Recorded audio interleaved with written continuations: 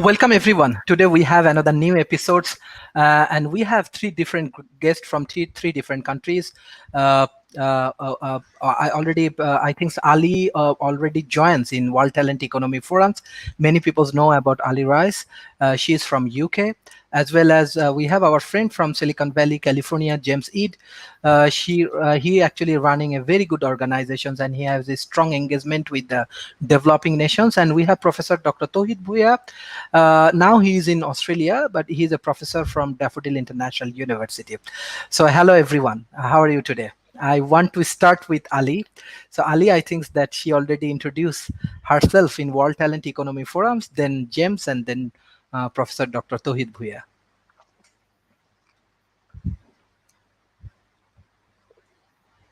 Ali is muted. Ali, can you hear me?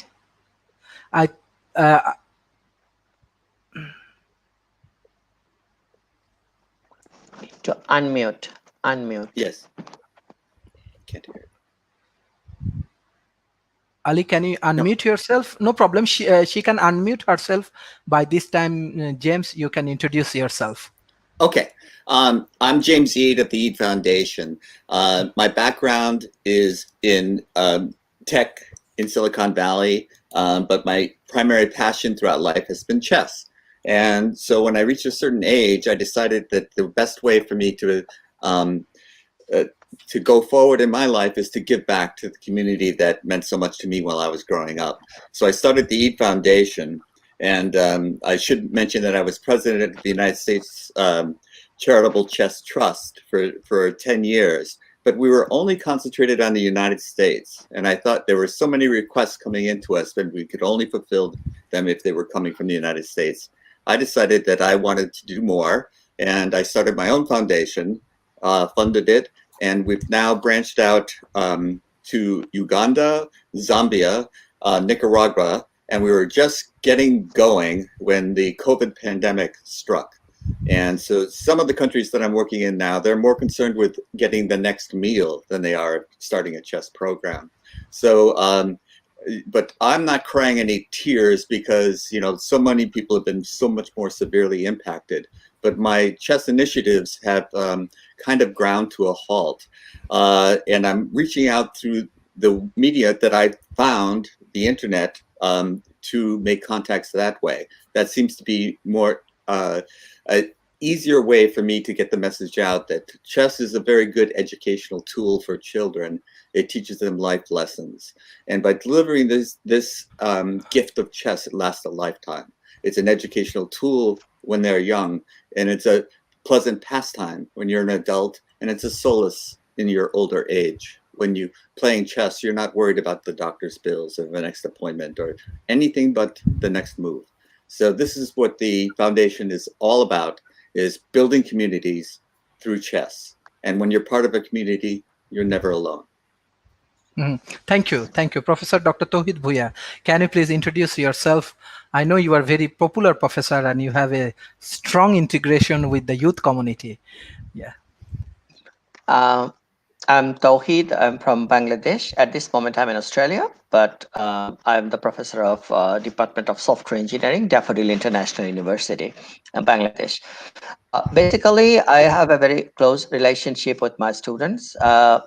Besides the regular education and all academic activities, we are involved with many activities where the youth people can participate, they can design, they can implement different types of projects. So just before starting this program, we were discussing with James that what we are doing last few years, we have, as you know, Bangladesh is a developing country. There are still many facilities or resources are not that much available. However, with the limited resource, still we are doing well. Our youths are getting international, they're participating in international competitions and several programs, and they're achieving some awards, rewards like NASA Space Apps Challenge and also many other international programs. And main objective is to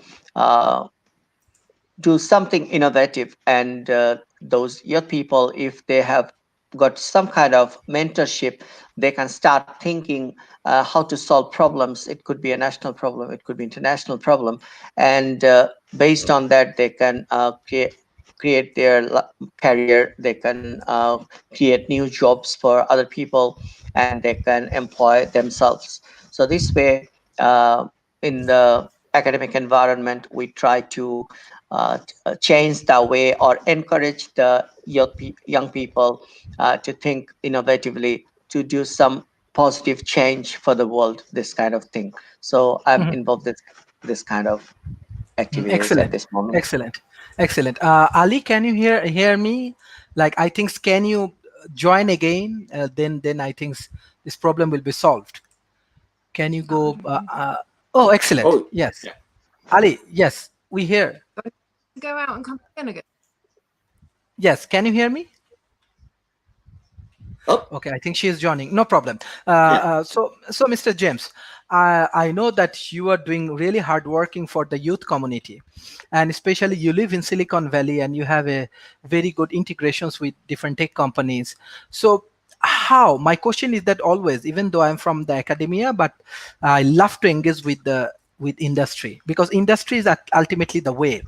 Let's say for research, I know that example we get this data from University of Malaya. Let's say only 19% of their research actually, let's say University of Malaya research work actually contributing for industry. Still 81% of their research not working. But on the other hand, Silicon Valley has very good track records of Can tech you hear industry me? and different innovative activities. Yeah, yeah. So my question is that to you, that how you want to share your experience with our audience about Silicon Valleys and different kind of tech related things with our Asia Pacific audience. Yes.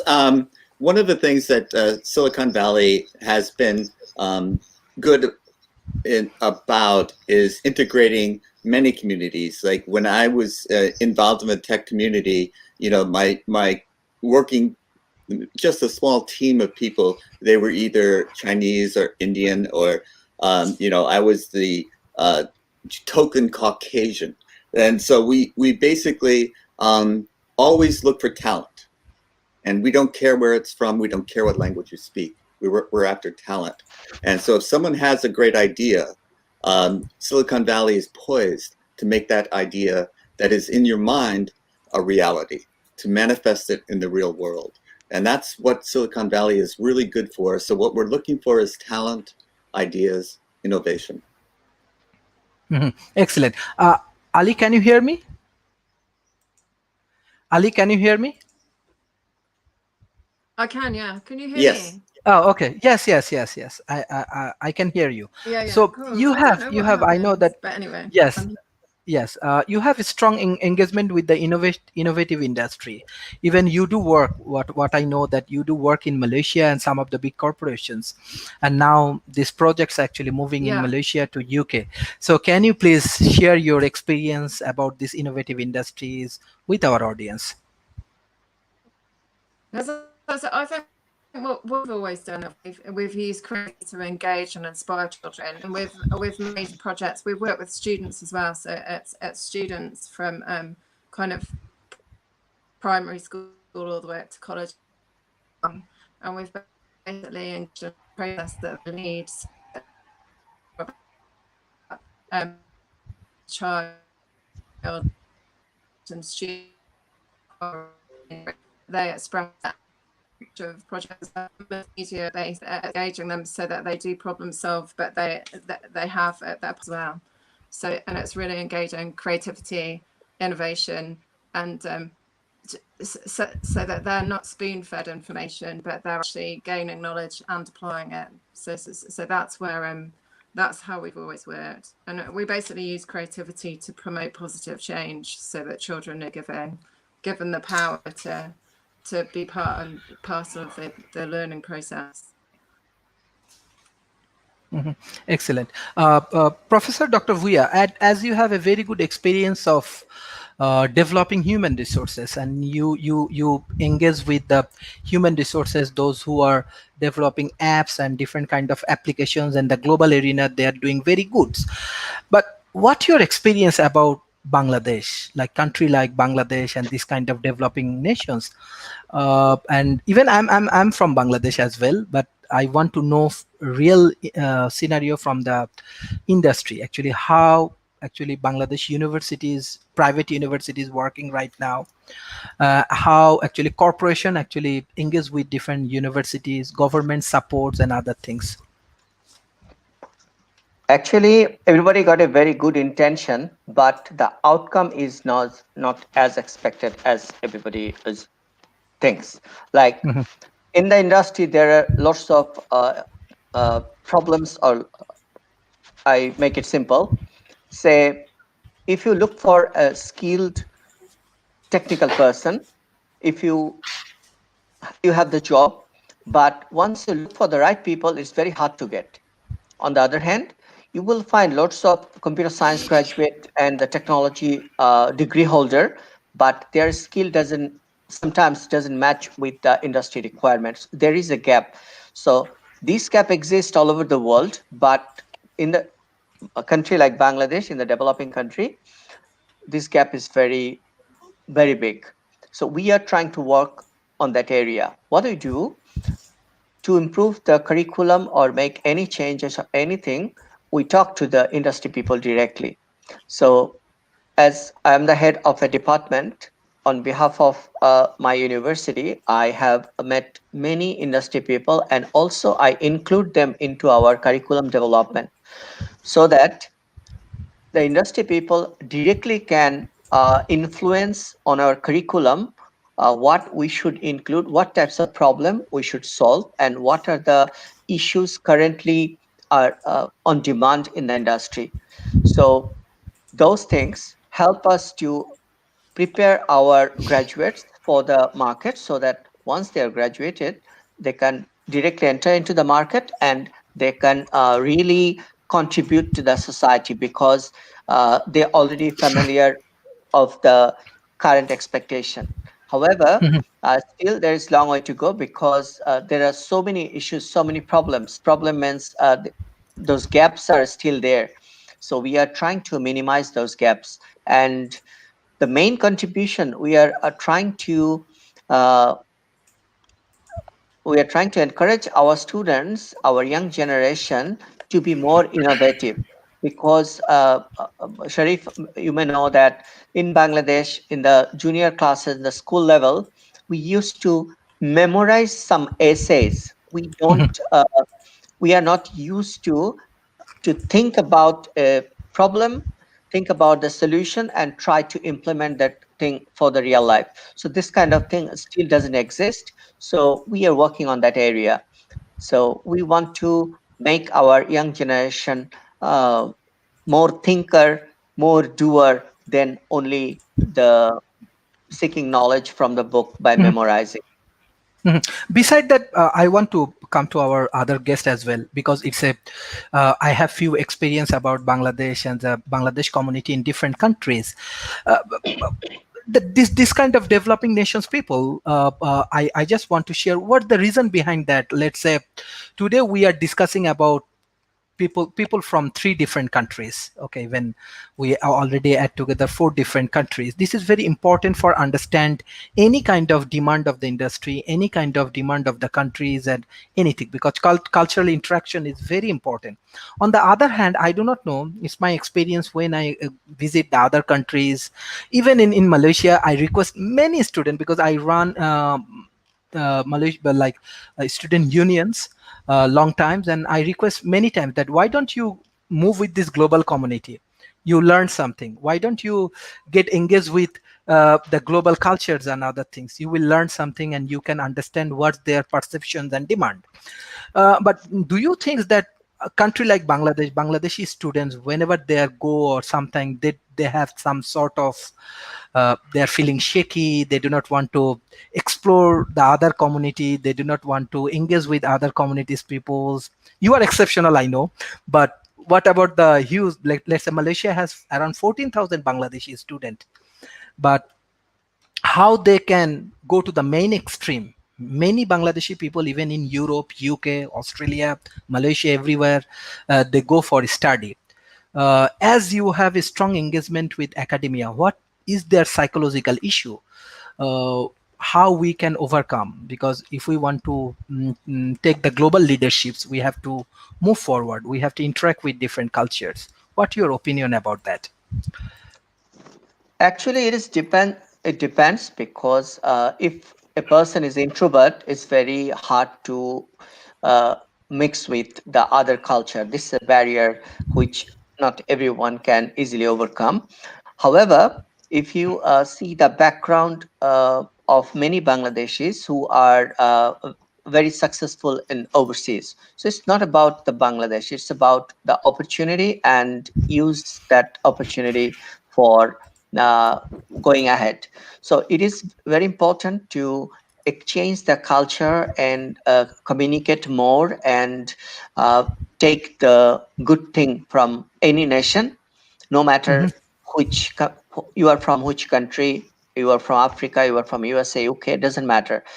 If you find anything new, anything innovative, anything good, you can grab that, and especially the young people can grab that thing, and they can blend their experience with the knowledge, and uh, they can do something really great. Hmm. Hmm. Excellent. Ali, I want to give you some Yeah, opportunity, because can you hear me?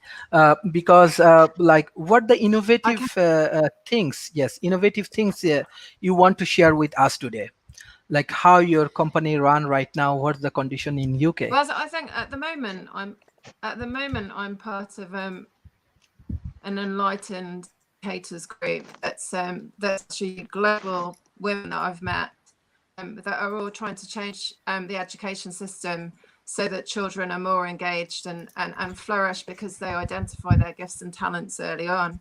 And I think sometimes the education system, if you're not naturally academic, or that you don't necessarily early on, you don't decode quickly, that the academic and education system tends to disengage children that aren't naturally able quickly. And I think and until they and it depends on their upbringing as well, and the foundations that they come from as well, whether they're supported. And I think we're basically, the whole view actually is for children to identify their natural gifts and talents, so that they feel like they can achieve, and then that kind of provides a foundation to grow. And so I think it's much more about establishing value, to be honest, so that every child has a unique way of learning. So I think it's really interesting. The education is brilliant for children. I've got two children myself that are 12 and 15, and they're really able, so they're doing really well. But there's lots of children that I've seen slipping through the system that aren't supported. So I think there's definitely.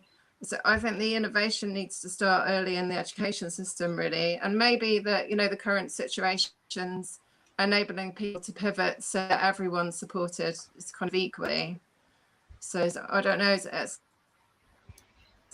I think definitely really innovation to start with. To learn and engage, they will. If they're disengaged, they feel like they can't do anything, and they struggle. And I think and it's the same in life. I think if people are in survival mode, so that they can't get food on the table, and they're struggling to put a roof over their head, they're not in the same situation as other people that can kind of follow their dreams. And so I think this is that across the world we're all in different, very different situations. And there is ultimately there is enough for everybody, but in the West, I think we've got more than we need, and it's excessive. And in other places, they're struggling to have what they said. There's enough, but there's a distribution problem. So the global economic forum needs to, or the economy needs to look at the divide and the distribution of of what people, there's a real problem with humanity, to be honest. So, there's enough, and people need to live sustainably, and that's not what people have been doing. So I think we all need to, and I think COVID's definitely enabled us to suddenly reflect on what's happening, because the way that we live as a race isn't working. And it's not about qualifications or what you've done. It's about being of service to other people and embracing everybody. And it doesn't matter. I could have been just as easily been born in Bangladesh or Africa. And so we're, I don't know, whatever. But the thing is that everybody's got the potential to change things. And what's really cool is that the young people that I work with, there's never been a better time for young people to make an impact. And young people, if they had the reins, would do things differently, because it's obvious where the changes need to happen. It's just that we're all stuck, the powers that be are stuck in, lining their own pockets. And, it's the ecology of the world is something we need to look at as well, because we continually pollute the air and the water that we drink, and it's going to come back on us. So the sustainable way through to do everything needs to, and once models work, everyone needs to replicate them, not just follow the West example, because we've made massive mistakes and we continue to do so. So it's kind of, so I think we need to learn from what's working and what's not.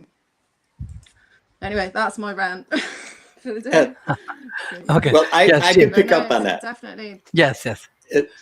In the West, we say, "Do as we say, not as we do." Do it this way, because the science is there. We know how to live sustainably, but we have not done it. And certainly, we do not lead by example in the West, because we have made an enormous mess of this. No, it's true. And the idea is, what do we do now? And I think the key things that I've heard so far, innovation is a word that we throw around, but what we really mean by innovation, and I love that Ali was bringing in innovation in education, because our educational system in the US is still agrarian based. The school year is based around an agricultural society, which we are no longer an agricultural society. If it's an industrial society, it doesn't matter if it's summer or winter. If you're a systems programmer, you don't look outside to see how much the weather is unless you're going to lunch. So these things have to be done, because we're stuck with the 19th century educational system. But my question to you, Professor, is, will there always be a lag in education between what industry demands and what education can provide? There seems to be this disconnect between we're training them on this and the industry has moved in a different direction. And so they're trained to something that industry does not need. Yeah, actually, there is lots of debate and misunderstanding about this academia and industry, the gap. Because industry wants the people, they will be ready for the market, and they will recruit people, and with a short training or without with no training, they will just start what they want to do. But as you know, that in industry, the technology changes every moment, and the requirements changes every moment. So you cannot make your university as a training center to prepare the manpower just what needed at the market. You cannot do that. So if you can teach the students, learn how to learn, and technology as a general, how to solve problem, this kind of preparedness will help the industry people to train the fresh graduate within a very short time. Because no matter Python or C language, if you know computer programming, and if there is a new program comes, you can teach that program within a very short time. But if you expect, no, now I am working with on Java or Python language, I need to teach Python. But once you start teaching Python in the university, after 2-3 years, when they're graduating, the language changed. Maybe Anaconda came, maybe something else. So the thing is, we need to give more emphasis on our curriculum to make the students thinker, problem solver, doer, so that they can think big, they can prepare themselves, they can make, for example, I belong to computer science area. If someone know the algorithms, if someone know only one programming language very well, that person will be very useful for any organization because that person know how to solve a problem.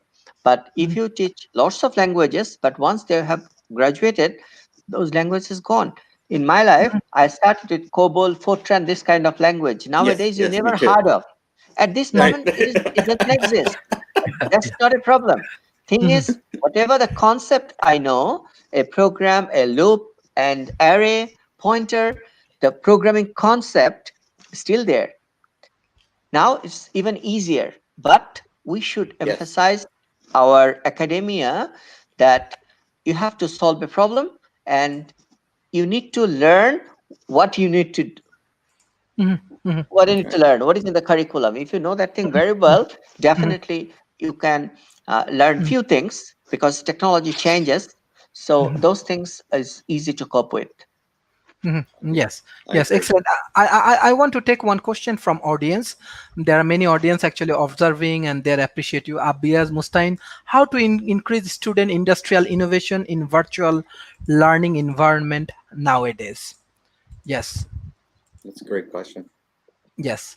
So I want to start with James, then Ali, then I think Professor can give a very good answer.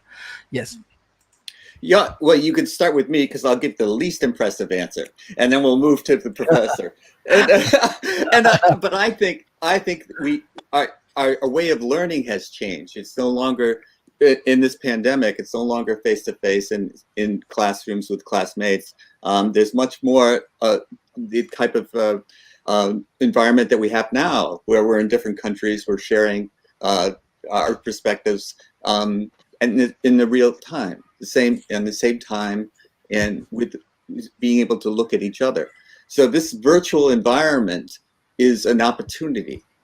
Yes, there is something to be lost that's lost in face-to-face encounters, but we can't spend our time wishing for what we don't have. We have to be grateful for what we do have. And this virtual learning is something that we should be grateful for because it gives us the opportunity to show you graphics and to take them away and replace them with a new graphic and translate ideas from one person to another in a new, innovative way that we had difficulty doing in an old-fashioned classroom environment. So there's a great deal of innovation that the teacher can use to make the student more aware and open up their minds to the possibilities. So I think it's actually a wonderful opportunity. Yes, Ali. Yeah. Yes, the question is yes. Can you repeat your question because the sound keeps breaking up? Yes, I understand. On The my question connection. is in your screen. It's from Abiaz Mustain. Yes. Can you see this screen? Okay, I see it. Yeah. Well, because my thoughts really are that there's no substitute to real experience. So if you set briefs so that they have to answer a brief, and there's certain objectives that everyone has to meet. So I think the thing is that then you get an infinite variety of solutions to the same thing. So I think it's you really need to open it wide and give students a real experience of what they can achieve and how they can do it. So we've always worked in that we're given an objective at the beginning of a project, and the children have to achieve a solution better in their own creative way. And I think the creative process is a unique way of dealing with that. So they're inspired and they're engaged and they can tackle it however they want as they meet the objectives.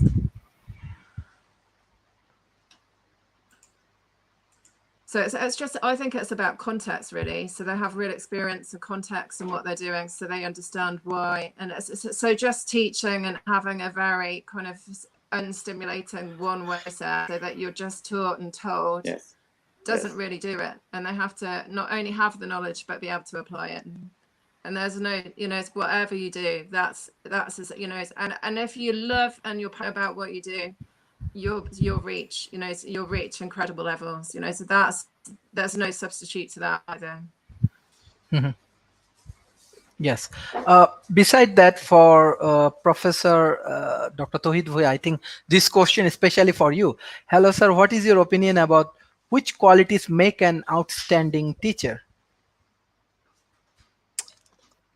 To me, if you, yeah, I sure, think Ali. that's passion and being able to engage and whoever you're teaching.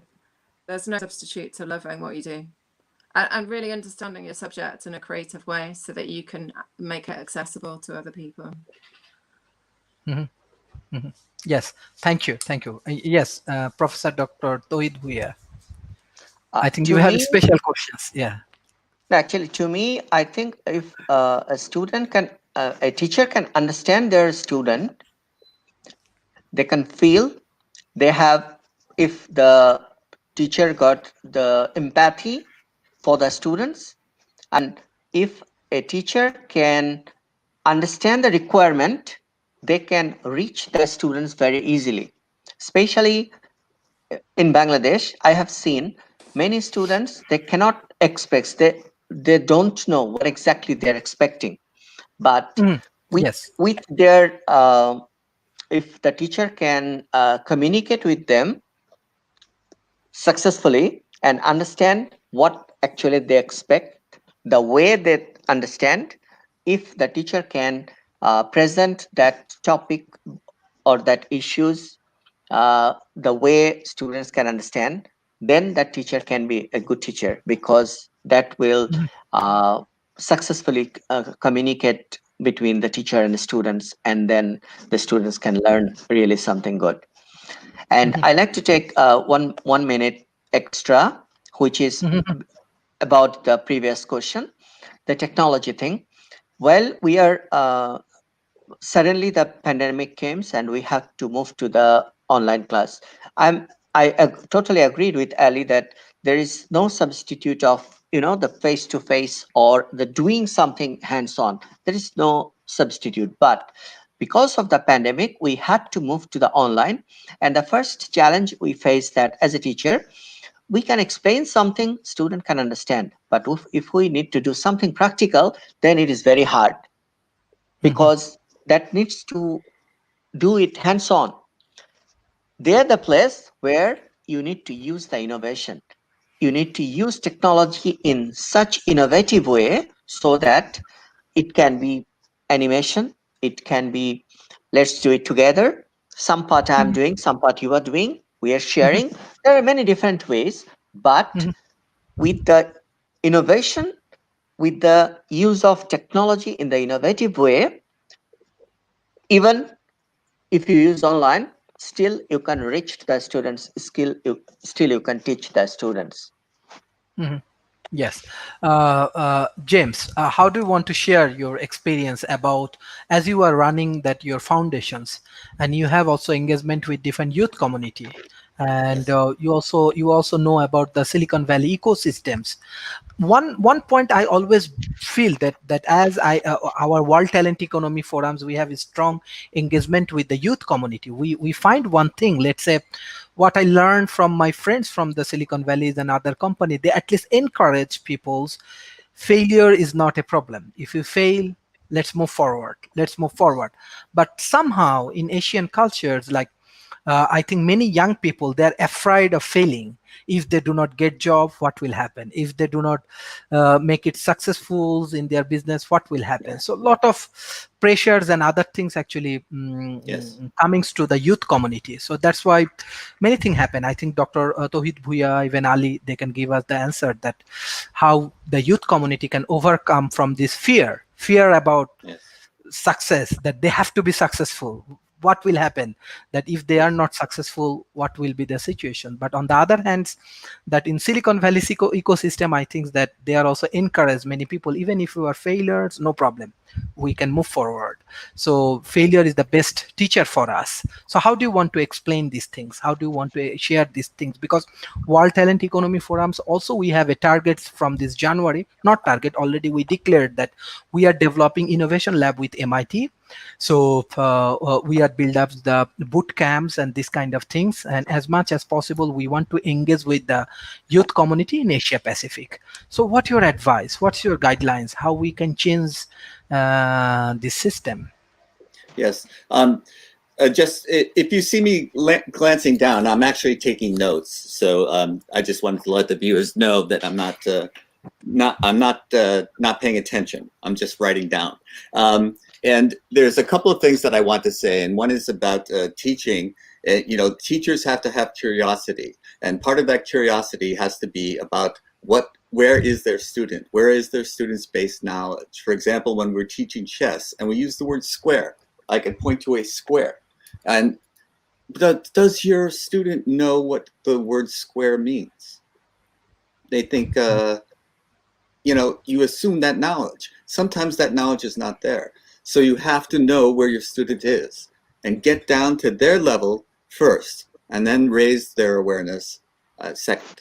So I think that's a very important thing when we talk about teaching. And I did want to say one thing about the comment that Silicon Valley, we say, encourage failure. This is, there is so much different about the Silicon Valley environment that is not commonly understood, because there is so much pressure now on young people that I did not experience when I was growing up, to achieve, to get into the right high school so that you get into the right college. These are the types of pressures that they face now. And our teenage suicide rate has skyrocketed from when I grew up. And part of the reason is the pressure, the parental pressure, the scholastic pressure, all this pressure is put on these kids. And we have got to find a way to ease the stress, to ease the pressure on these children so that they can find their way in their lives. Because I certainly didn't know when I was a teenager what I wanted to do with my life. And I was in the process of discovering that. So this pressure has to be eased somehow, some way, so that the accomplishment and the early accomplishment, because if you get discouraged early, you give up. But if you get discouraged later, you have already the fortitude to carry on. So we have to give some way for these children to be able to get the sense that they do not have to score 100% all the time on everything, and that they could be good at some things and not so good at others, and that doesn't mean anything. And then as you grow older, you realize that, yeah, I can be walking along fine, I can trip and fall, and what do? I get up, I brush myself off, and I keep walking. But as a child, you fall and you think, oh my God, everybody's gone past me. And so we have to have more sensitivity at the educational level about valuing the children regardless of their academic achievements, regardless of their sports achievements, regardless of what they're good at. Reward what they're good at and keep that philosophy going. And in Silicon Valley, there's still that pressure, because 9 out of 10 startups fail, 8 out of 10 startups fail. I'm not sure exactly what the number is, but the vast majority of them fail. So, but they keep putting money into it, because when you hit a success, you hit a home run. And the failures, well, you can just write off the failures and keep going until you succeed. And how you define success can be different as well. But in Silicon Valley, it's a return on investment. That's how we define success. So you have to have something that has a plan that will reward investors. And this is the thing that sometimes, and I wanted to go back to the professor's comment about introverts when they're going into different cultures. If you're technologically oriented, you tend to be an introvert. So what you need is teamwork, because the people doing the technological work will tend to be introverts and not socialize at parties, not naturally start a conversation with someone across the room. And you need teams of people that are more marketing savvy and more extroverted around them to say, hey, look, this is what we can do. And this guy can be back on his computer typing away. So it's a team process. If you don't have a good team around you, your chances of success or giving a return on investment go down. Yes. Ali, how do you want to add these points about this success and failure issues? How do you want to motivate students? Yeah. Ali, can you hear me? Yeah, I can. Yes. Yes. I actually think the fear of failure. Can you hear me? Yes. Can you hear me? Yeah. Exactly. I Yeah. think the fear of failure, so I think the fear of failure needs to go, so that they need to realize that they're not always going to get things right and achieve what they want to, but they learn through it so that they can figure out where they went wrong. And so I think that fear of failure is, nobody achieves anything without stumbling and falling and themselves up. So I think the thing is, and even in education, the fear of being wrong is, you have to keep trying until you figure out what, so if you're doing a mathematics equation or something, where it was that you did go wrong until you get it right. So I think, and so you just have to persevere. And I think that perseverance, persistence is the thing that enables you to succeed. Same with entrepreneurship as well. And as people need to, that they need to keep going, and the people that do achieve what they do achieve never stop persisting and pursue. So it's kind of, and it's too easy to give up or expect people to give something to young people on a plate, really. So so they have to work to achieve what they do. But there's, some people, you're not guaranteed any success, but you'll never know whether you're achieving, and unless you kind of go for it, really. And I think there is definitely something about self-belief. So if you think you can do something, you probably will. And if there's kind of a nagging, it's probably not going to work out, then it probably won't. So I think that there's kind of like a subconscious thing on as well. But, you have to try for this, otherwise you won't achieve anything. So and that doesn't matter if you, like a little child that's just learning to kind of write, or, somebody that's doing a PhD. So you just have to keep going, and kind of just use your initiative and be determined, because it doesn't, anything that's worth achieving isn't easy to achieve. But Yes. I think failure Excellent. is kind of part and parcel of the Yes. process. Yes, Professor Dr. Tauhid Bhuya. So, how do you give your grades to your students? How do you motivate your student? Anyway, there is another interesting question. I think I want to start with Dr. Tauhid Bhuya. Everybody targeting Dr. Tauhid. I think there are more questions for you. So, their question is that, hello, sir. What is the future of massive open online courses in the relations to online learning? So, sir, you are developing any online courses from Melbourne or Australia? Anyway, you share with us. Okay. I like to say something about what Ali was discussing, and then I'll come to this point. Actually, success can come in many different forms. Success doesn't mean I'm dreaming to work in a large company and I didn't get the job and I failed. It's not like that. Some people are getting the thing very fast, some people takes time, and also some people are very good worker, but some people are very good entrepreneur. Sometimes they don't know themselves. So as Alice said, that if you fail, why you have failed, if you can learn from that, if you can improve yourself, then it will help you to achieve the goal what you are thinking. So success doesn't mean only the CGPA. I have seen many students whose academic result is not that good, but they're very successful in the real life, in the industry. I have seen many other people who got a very good results, but in reality, they couldn't do that much well. So it doesn't mean that your result will give you the way, or your first failure, first unsuccessful result will stop your life, end of the world. It's not like that. You learn from the mistakes, improve yourself. It's a continuous process, and that will help you to achieve the goal and to reach your destination. Now come to the point. These online courses, it's flat. My personal interest in learning cybersecurity, and in online I have seen lots of courses. It's from Harvard University, they are offering online course. Also many unknown organization who are selling online course, 32 courses be the masters in cybersecurity, only $8. Usual price is 5,000, but now it is $8 only for today. So this kind of promotion you can see. So it's not that easy, it's not that cheap. So thing is, in the online or offline, you have many offerings, many things. You have to decide, you have to understand what is your requirement and how much you can get from these people. So it's not the problem of online, it's not the problem of offline, it's the problem.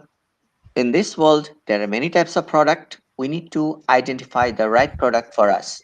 If I'm interested to have a certificate only, there are many online courses, just go for it, get the certificate. But if you want to learn something, if you want to value add something, then you need to do some research about the provider who are offering what they are offering. It could be free, it could be expensive, that is different thing. But what is your expectation? It depends on that. Due to the COVID-19, we are all are stuck at home. So this is giving another opportunity to explore so many courses. I myself has done some courses which in normal life I could not have time or interest. But this time I have attended the courses, and I also achieved some university certificates from many famous university. Mhm. So what I'm trying to say is, it's not a problem. So many courses are offering. It's not a positive or negative thing. You need to decide, you need to identify the right course for you, just like the way you do offline, Mhm. same way Mhm. you do online. Mhm. Yes. Yes, Mr. James, what do you want to add about these online courses and how it works, how we can engage? Even Ali, you can add something about that. I want to start with James and then, Yeah. yeah. I will talk a little bit about the limitations. For example, if in an online course, if I'm even if I'm doing a chess video, I don't know if my student is paying attention. I don't know if my student is following me. I don't understand. In real life, I could see in their eyes whether they're understanding, and I cannot do that in the video instruction. But so turn it around. As a student, I really want to second what the professor was saying, is you have got to be in charge. You have to be your own advocate. You have to go and find what you want to learn and do the research to see who is the provider that you want to deliver that knowledge to you. But you have got to be an intelligent, informed buyer of this information. You have to know what you want, go out and get it, and teach yourself. And once your education stops formally in school, that does not mean you stop learning. You must Mhm. continue to learn throughout your life. There are many courses that are available, and I found myself in the same situation. Now I can't go out. I'm not driving. I have time to learn courses and things that I'm interested in, but didn't have the time for before. So always teach yourself. That's just the main thing. Whatever the online resources, there are millions of things that you can do, but you have to be a advocate for yourself. What do I want to learn? And go out, do the research, find who can provide it the best way for you, and go and do it. Okay. Ali, how do you want to add about your experience on online education? Yeah, I think that what's amazing is there is access to people and initiatives that otherwise wouldn't have been available since lockdown. So I think it's opened opportunities up as well. And I was involved in creative development all the way through lockdown with a mentor of mine as well. And her training that she ran was incredible and brought a lot of women and entrepreneurs together from around the world. So I wouldn't have the connections or the commissions that I have without the process. And it was only because everybody was pivoting and they were all in the same situation, so they were all having to work from home, that happened.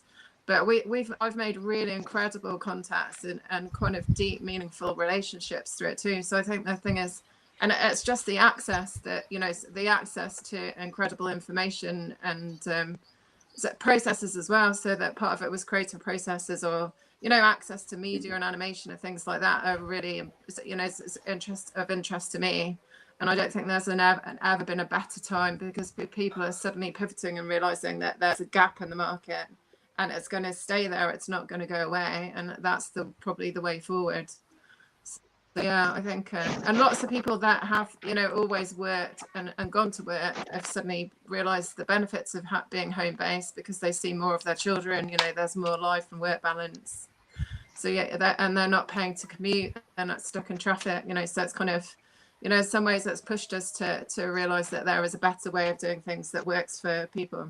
It's, it's in a much more sustainable way again. So so it's a win-win for everyone. Mm-hmm.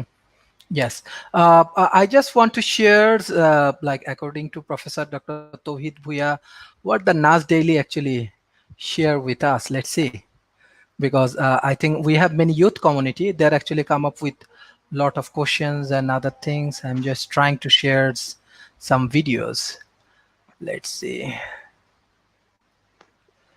The main thing I want people to know is don't wait for it to be given to you. Go out and take it when it comes to education.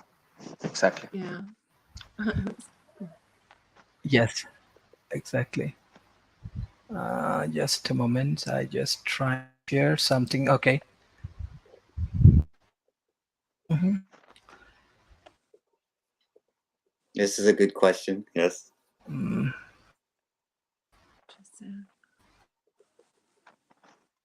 Our teams, we want to share something about this. Anyway, there are from audience. We will promote some videos and other things. There are some questions from audience. I think I want to start with Dr. Tauhid Bhuya. Hello, sir. Would you say that teachers' account of the history of their practices in the study may have had any impact on their professional development? Yes, Professor Dr. Tauhid Bhuya. I'm not sure I understand the questions properly. Yes. If I understand correctly, Okay. sometimes teachers' accounts of the history of their practices with the study have any impact on the professional development.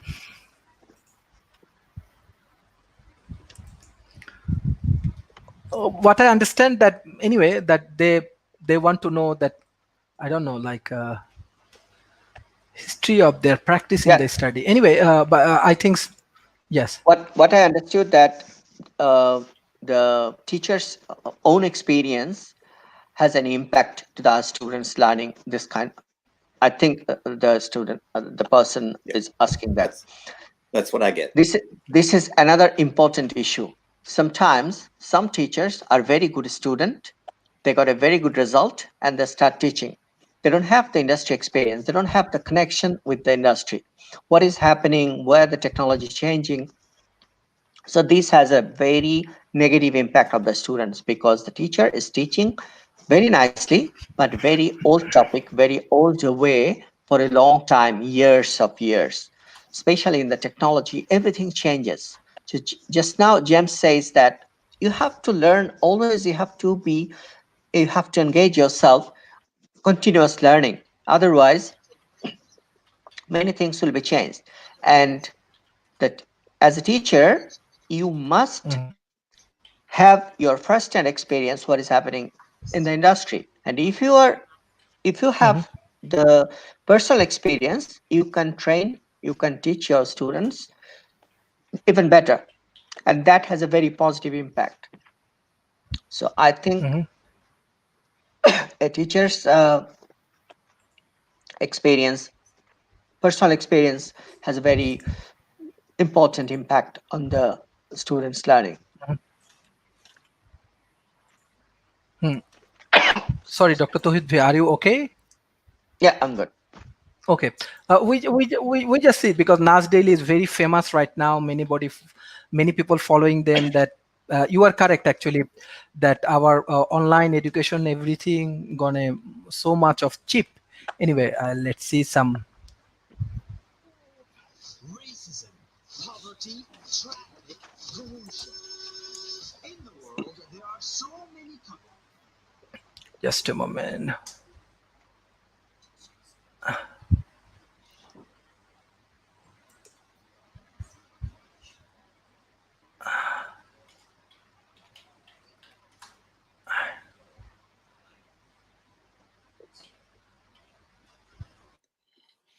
Sharif, cut me off whenever this starts to work. But in the meantime, I'll just say that we have this expression, um, those who can't do teach, but you could flip that around. Yes, Many of, yes. I'm trying to. Yes, I just want to share some views. yes, Bankrupt. Restaurants, hotels, and airlines are going bankrupt. But did you know that universities are also going bankrupt? Many people forget about this, but universities are a business. They have to pay for professors, for space, and for physical buildings. It costs hundreds of millions of dollars to run a university.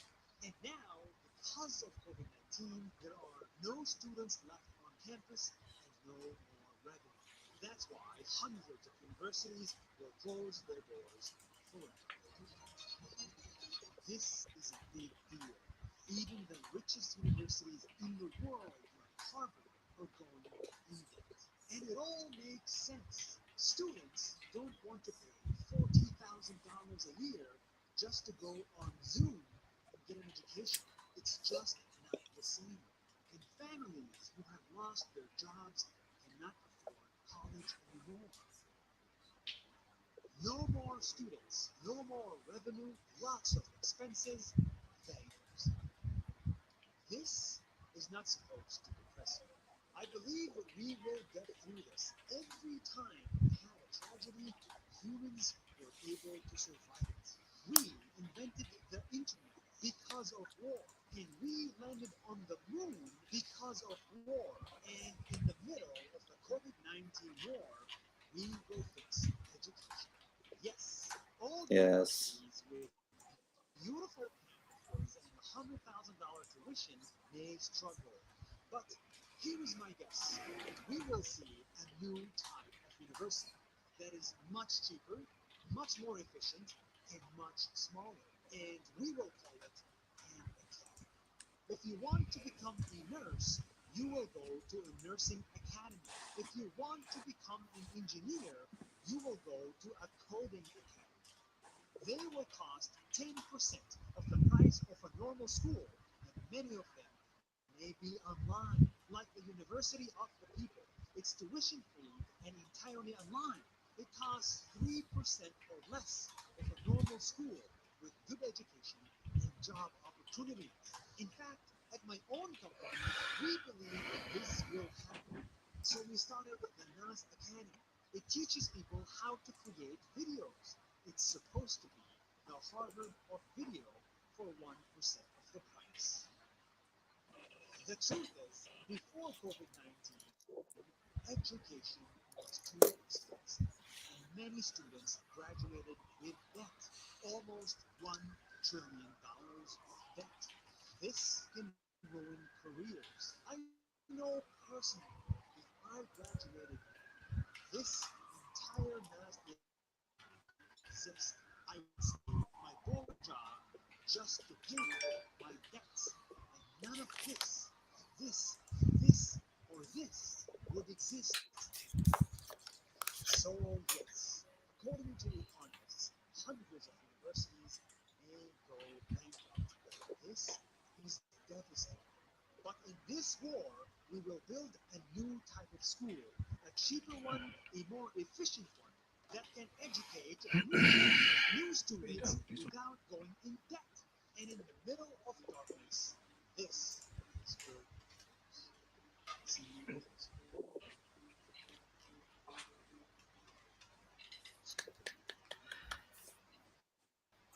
How do you want to share these things? I think just this is one of the things happening around the world. Even World Talent Economy Forums, we are starting our journey in the COVID periods, and most important point is that, like, even we introduce many peoples and many organizations from Africa and other things, let's say Ogba foundations.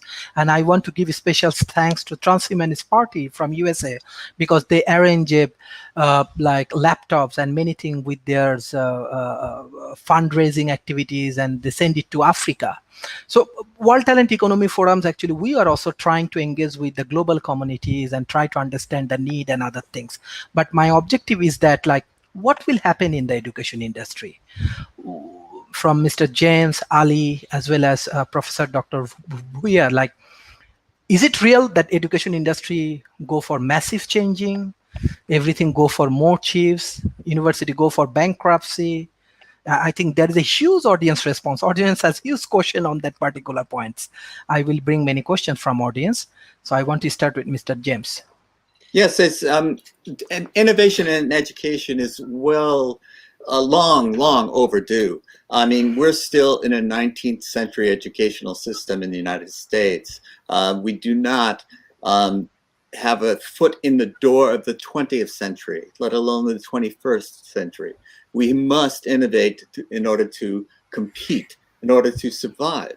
If we want to continue to be a productive society, we must educate people differently than we do today. And how that evolves and takes shape, I can't tell you, but it must happen.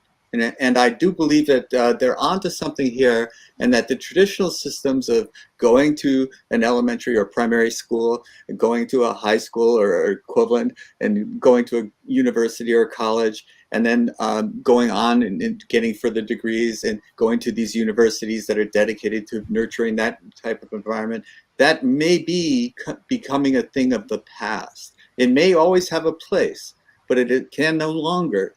The idea of an academy that is more affordable, that is specific to training you to a specific type of job, that is a job that has an opportunity to find that job when you graduate and to earn some money, that it has to be more targeted. There are people that can do certain things. You have to train them so that they're employable. And then there have to be those jobs that will employ them. But this is not an unsolvable problem. This is not advanced calculus. This is basic algebra. We can solve this. This is something that can be done, and it couldn't be done globally. What we're doing is we're just knocking on the door now. We're not sure when we open the door what it'll look like. But this is why it's an exciting time as well. We can be overcome with depression. Oh, we're stuck at home. No, it's an exciting time. We can do things that we've never thought of doing before.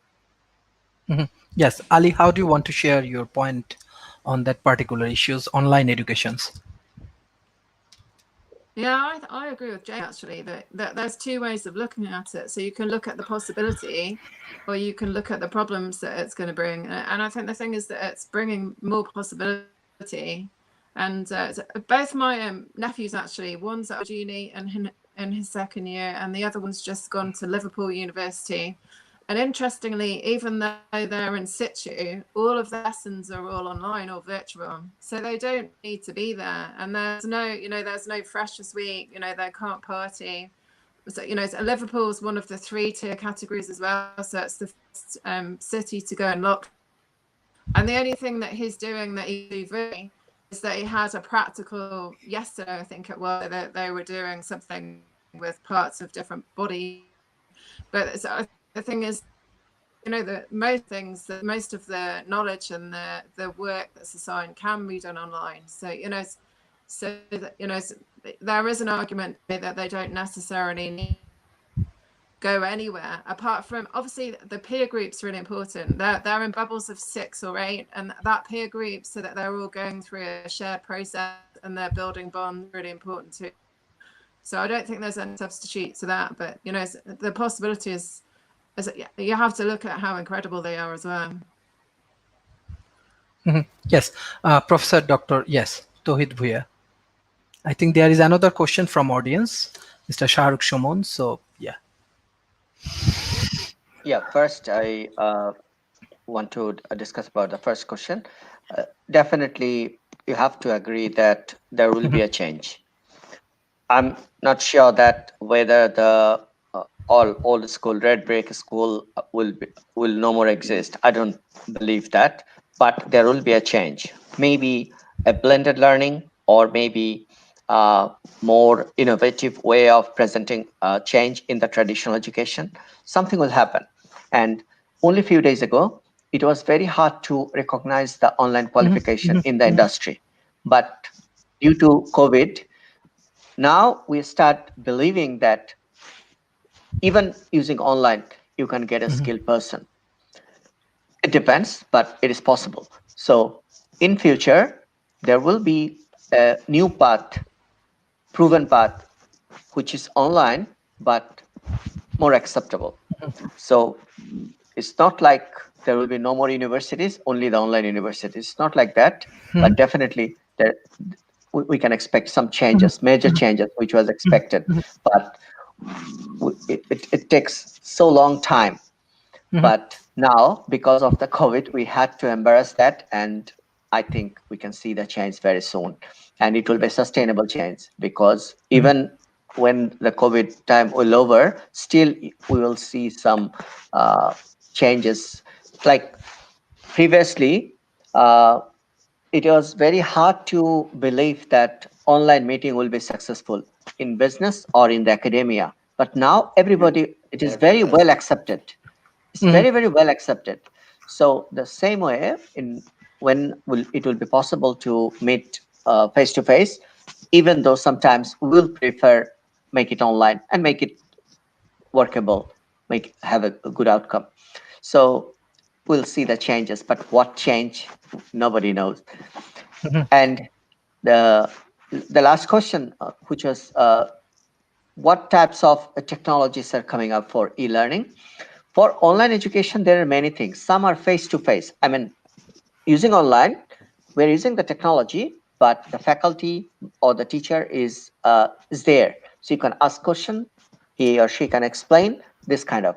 But there are something which is online, but you are learning your own time, your own pace. There is no faculty exist. So if you use technology, the second type is much better to learn something. For example, you have an interest on a topic, biology, or you want to know how the art moving, this kind of thing. There are the virtual reality, augmented reality, this kind of technology is very much helpful to understand a complex scenario, complex situations. Very easily you can understand by watching those videos. If you met a school kid nowadays, by watching YouTube videos, they know a lot more than when we were at that age, because now they have the technology easily presentable. Few minutes, few seconds videos can grasp the idea, the concept. So what I'm trying to say is, for online, for e-learning, for use of technology, the blended learning, there are new things are coming up. Proper use of animation, 2D, 3D, proper use of augmented reality, virtual reality, those kind of things will be more incorporated into the online education from now on. That's what, if you One of Yes, one of the yes. interesting points, as you are a professor of ICT departments, and you have many students, and I know that you are taking very interesting initiatives even in Bangladesh, and you are developing many interesting apps and applications. I'm just want to share with you. Suddenly, even from our World Talent Economy forums, I saw that from Silicon Valley, someone looking from Malaysia, that autonomous vehicle. So even one of the students from undergraduate level, he built up these autonomous vehicles, and he showed me. He said, "Yeah, please see it. It's working." And now they're exporting this autonomous vehicle from Cyberjaya to Silicon Valley through this World Talent Economy Forum. So Excellent. our students have to exchange theirs. Like I try to engage with as much as possible the youth community. Once upon a time, Silicon Valley maybe buy their things and technology from China, but in COVID period, they're buying from Malaysia. So that is the things we need to create the proper ecosystems. That is the things that from January we are moving with this initiative, and we need all of your support. We never know, like we can do many things, even though we are doing work and collaborating together with MIT. But any of your idea, any of your things, and the audience, especially those who want to share your views, your questions, and everything, come up with your idea in the COVID periods. Share with us. We do work with the global community. Even let's say we just finish our like conference with this Swiss impact investment, $2 trillion investment opportunities. They have $2 trillion from Switzerland, and their president also joined in World Talent Economy Forum. So they are looking for innovative things. They are looking for innovative worlds, innovations. So I especially the like guest, those who are joining today, they are very like successful in their life. But those who are struggling, you want to like develop your career, I think in between our global community, connect with us, and we will create many good opportunity. Even I can remember many good initiative. I talking about this OGBA foundations. I bring them in the World Talent Economy Forums. So after the Transhumanist Party, they do not have laptop. They want to develop their programming skill and other things. So from the global community, Transhumanist Party from USA, they raise their fund and give them all of their laptops, students' laptops. And now they are running their schools in various way. So we never know, even in these online discussions and other things can be very productive, can be very innovative. I do not love only the discussions and this and that. I love to take action. So I request our guest and audience, take actions. I can remember that when I visited first visit in the aeroplanes with Professor Dr. Tauhid Bhuya, he teach me two things. If you want to be professional, develop your skills, and if you want to be entrepreneurial, let's do it. Let's start from today. So I just start. So this is the interesting thing I can remember. I don't know Dr. Tauhid Bhuya, he can remember, but this is the important things I learned from him. So and I just start that as an entrepreneur, we have to start. We never know, we have many good people around the world. We have to connect with everyone. So I want to go to, because there are more questions from audience, I just want to take one and two questions, and then I directly want to go to Mr. James and Ali, and then Dr. Tauhid Bhuya. Actually, I think professor has many questions. Onika Sham, her question is that, hello everybody.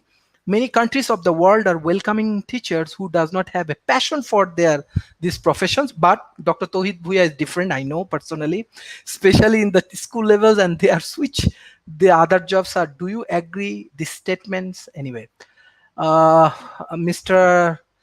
Azizur Rahman, how would we control the cheating ways and technologies students use in online exam? Mohammad Shohel Rana, his question is that, hello sir, it's a great discussion. Is there any empirical research that uses mindfulness of methods for addressing student distractiveness with social media? So yes, I want to start with Mr. James. Yeah. Well, the last question is fascinating to me, but it's beyond my area of expertise to discuss. But the first question really intrigues me because people talking about teachers who lack passion, because this is an ongoing problem. Because, for example, in my world, grandmasters are the best players, the chess players in the world, but they aren't always the best teachers. And some of the players who are less proficient at play are excellent teachers. And so we find people that graduate from programs and they're very good in passing the tests and in the oral exams, but they don't have a passion for teaching, but the only job they can find is professor. And I'm sorry if I don't mean to cut too close to the bone here, but do they have a passion for teaching? Maybe, maybe not. Are they good at it? Maybe, maybe not. So we don't always put the best people in the best situations where they can be their best selves. So this is part of the educational system that also needs to be somewhat tweaked, a little adjustment here and a little adjustment there. So the people with passion are given the opportunities to pursue their passion. And if their passion is not teaching, don't make them teachers. If their passion is teaching, find an opportunity where they can teach. This is something that we really have to struggle with. But the mindfulness that the last question was about, this is something very important, because we can use social media as a distraction to keep us from learning. It doesn't matter if you're gone up to level 21 on your game. Are you learning anything that has practical use in society? The idea of using a mindfulness to remember, okay, this is just a distraction. I allow myself 30 minutes of distraction, but then I have to do my work. And when you're learning, you're working. And it's not the kind of work that you could go on vacation from. You always have to learn. Keep learning. Mhm. Yes, Ali.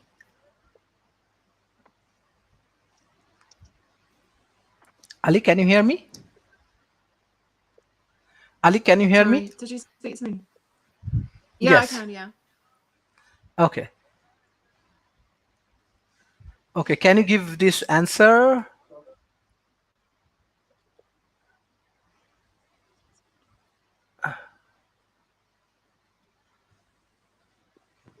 Ali, do you have Sorry. Do you have any thoughts on what I just said, or what any of those questions that intrigue you in any way? Can you answer? Can you say that again? Because my sound's breaking at this end. Sharif, do you want to? Yes, actually, Ali, that can you see this answer question in the screen? Yeah. Okay. Do you want to add something? I just think that part of teaching is it kind of keeping students engaged and inspired. So that you need to teach in a certain way, so you do that, and that kind of requires probably visual, interactive elements of courses instead of just so it needs to be it needs to keep them engaged. So, and I just think if you know your subject and you manage to, I think probably visual and animation, so that it's stimulating works, so that and sometimes I think it's worth harnessing the way that social media works as well, so that there's an ongoing discussion or debate, so that they're proactive, because they want to be part of the process. So I think it's more about that, really. And most people, if they're studying, are there because they've chosen to be, that so that it's not in their interest. When I was asking about cheating and things like that, and I know my nephew that's at Oxford had and everyone could kind of access information. And they didn't. I don't think they inhibited them doing so. So essentially, they could research things that they needed to, or they could just answer the question. So, but I think that's kind of a trust thing as well. So I think everybody is, the opportunities there, but I don't know. I think people have kind of faith in people that they're going to do things in a certain way. Yes, Professor Dr. Tauhid Bhuiya. Yes. Yeah, I want to pick that question about the cheating in the online assessment.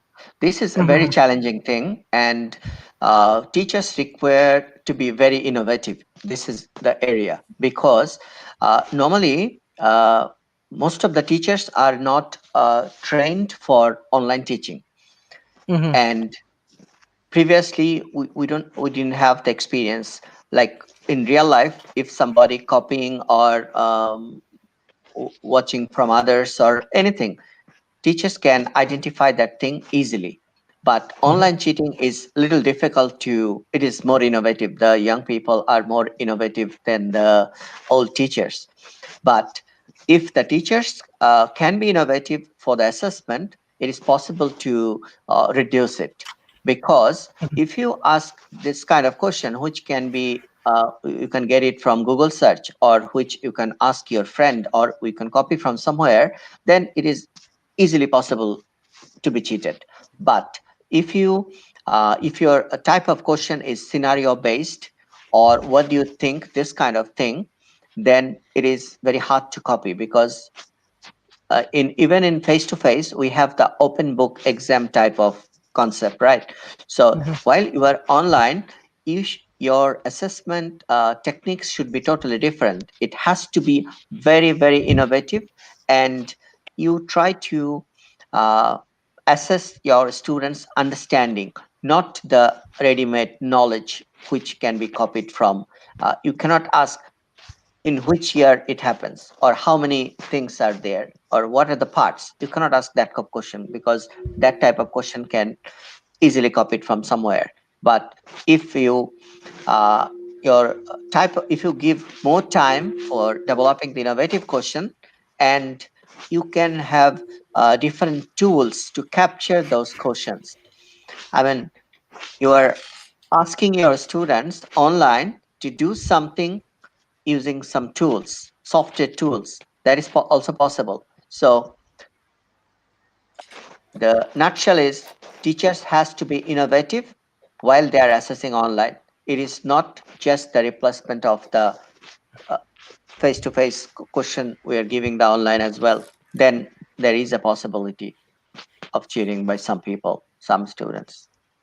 That's my Thank you. opinion. Thank you. Thank you. Today we actually come up with a many interesting idea of educations, even innovations in the educations. And I just want to add something like example, how in the COVID periods, we can overcome from these situations. How like many people goes unemployed and there are many things happening. On the other hand, like let's say MIT, when they joined with a WTEF forum, they said that this is the very good opportunity for entrepreneurs as well. And entrepreneur can can solve many problems. They can solve many problems. So in that situations, like uh, what will be your opinions for the youth community, for the young community, how they can survive in these situations, how they can get more jobs, or how they can develop this different kind of solutions? Yes, I want to start from Mr. James, yeah, then Ali, and finally I want to go to Professor Dr. Bhuya. Yeah. Well, could you rephrase that for me? Because I'm wanting to answer, I think, a question that you did not ask. Yes, like my question is very simple. What your advice for youth community, how they like getting more jobs right now, or example they can take different kind of entrepreneurial initiative, and they can be successful in the COVID period? Yes, I think that, thank you for that, Sharif. I think that we talk about the entrepreneur as though everybody should be one, and because not everyone is cut out for that. Some people require more structure, and some people do best on their own, some people in groups. So there's a variety of different things, and we should value all of them, all of these contributions. And I think of teamwork is the ultimate goal. And so if you're good at computers and someone else is good at marketing and someone else, I have this phrase that I call a protocol converter, which I know the professor would understand. It's the person who can talk to the technological oriented person and to the marketing expert, and then take those ideas back and forth between them so that there's communication that flows. And this is the thing that we need to develop, is the ability to communicate with one another, because we have different talents, we have different expertise levels, and how do you put them together? This is a person that could be in the middle talking to everyone so that everyone is talking to one another. So these are all different things. Look at your talent. What are you good at? And then look to build a team around you. And these are the things you can do. You do not have to be a CEO. You can be the chief technological officer. You could be the chief information officer. You can be the different person, that different cog in the wheel, because it's the wheel that you care about. It's the team that you care about. That will be successful. Individuals doing it by themselves, for themselves, are less successful than teams. It's just the way it works. Mm-hmm. Yes, Ali. Can you hear me, Ali? Yeah. Yes. What your advice for the youth community? Can you give me the question Yes. again? Yes. What your advice for the youth community in the COVID periods? How they can be more successful in entrepreneurship? Yes. Oh, I think because I'm part of the Genius U. So Roger Hamilton runs that, and it's probably one of the biggest entrepreneur networks in the world. And he's keyed in as a futurist as well. So he's keyed into Silicon Valley. But I think the nature of entrepreneurship. So I think there's definitely pockets of networks that are particular to different SDGs as well. So I think there's education, there's industry and things like that. So I just, and the networks are really good, and eventually you'll find kind of a core of people that are kind of in the same field as you are. So I think there's no substitute to finding mentors that are in the same field but are kind of ahead of you in the game. So and other people, there's various people that run creative lives as well. So I think support networks in the same field that you is massively important. So I think particularly as I'm self-employed, but I work under contract and commission, and it's quite a lonely journey if you're individual. But the thing is that you constantly work with teams and other people, but you have to be the one that secures the projects, and so I think having that network of people is really important. So it's about networks and making sure that people support each other, so that there is areas where you can obviously work individually, but there's support too, and mentorships really, so that can kind of guide you forward. Yes. Professor Dr. Tauhid Bhuiya, yes, what your advice and guideline? My advice is simple. To do something really good in life, you have to take your own initiative.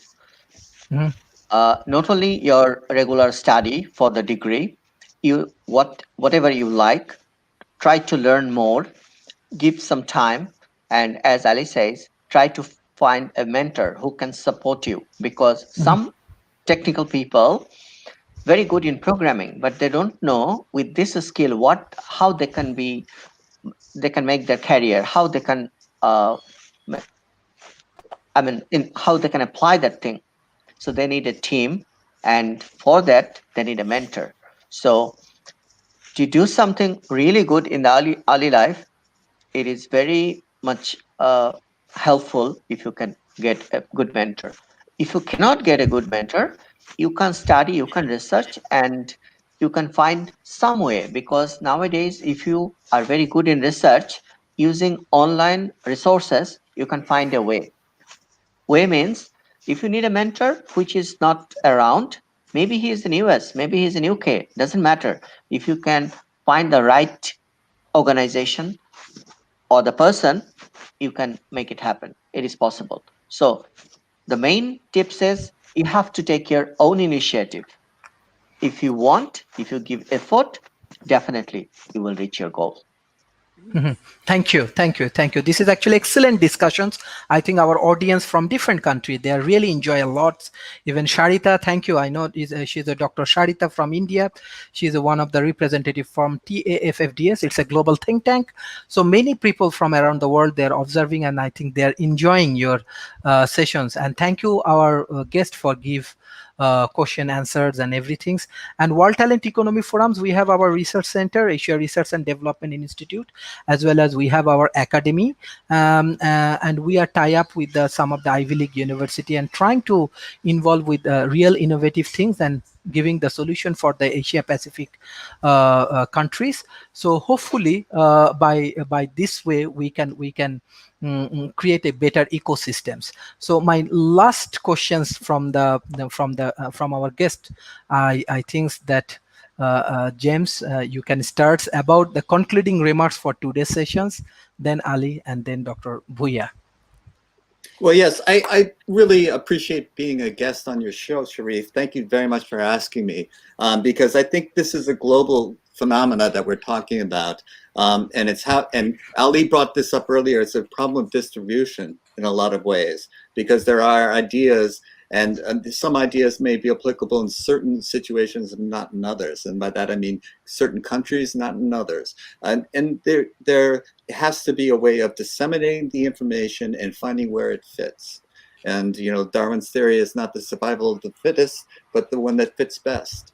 And so we have to have our ideas that fit where they are needed. And how do we get that? And this discussion has been wide-ranging, and I think it is, to my mind, the type of thing that we should be talking about. Where do we get the ideas? Who has the ideas? Where do we get them to the people that can apply those ideas where they are needed? Thank you very much again. Thank you, James. Ali. how do you want to share your concluding remarks for today's session? Can you hear me? Tell me again. No, my sound's really Yes, breaking up. So I'm Okay. sorry about that. Sorry about that. Concluding remarks for today's session. tell me again.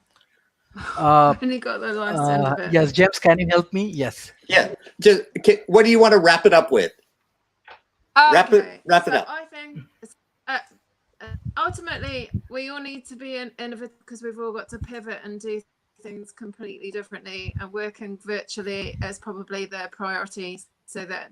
But I do think as this kind of, I do think technology has its limitations. So when it doesn't work properly, or if there's connection problems, you kind of miss half of the conversation, or you have to keep up to speed. So I think that there are limitations that come with it too.